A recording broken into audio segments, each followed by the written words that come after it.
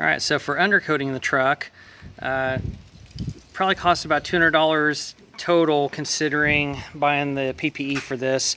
Here's the undercoating that I use, 3M professional grade rubberized undercoating. I used this on a couple of our cars, really liked it. Ended up using 9 cans so far.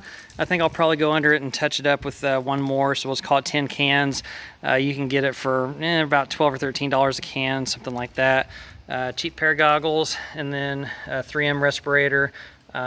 This stuff is like spraying asphalt, smells really bad, so definitely want to be in a well ventilated area, and then on top of that want to have the respirator as well. So ended up doing this in the garage with the door open, and the house still ended up smelling. I didn't really smell it while I was doing it because the respirator did its job, but that's why I'm saying probably about $200 by the time you add the PPE in there if you don't own that already. All right, so let's get her here. This literally only took about an hour before I went to work one day, so it really wasn't that bad.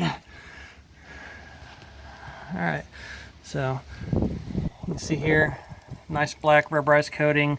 I'll end up spraying a little bit in here to touch it up. Like I said, this was literally an hour before I went to work, but it turned out pretty well.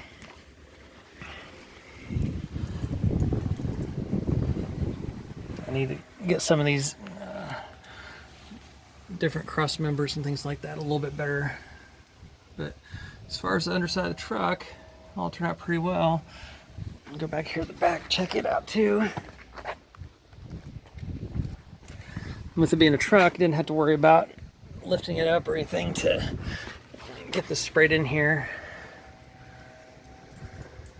So tried to spray pretty good coat in here. Got to touch that up over there, but all along underneath here, was able to get a good coat up there as well.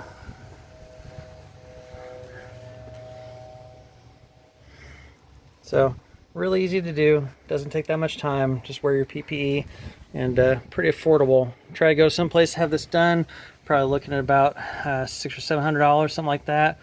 So if you want to save yourself a little bit of money, recommend that you do put a blanket or something down on the ground. That way you don't get overspray on your garage floor. And then make sure you wear long sleeves as well so you don't get it on your arms. But other than that, like I said, pretty easy job.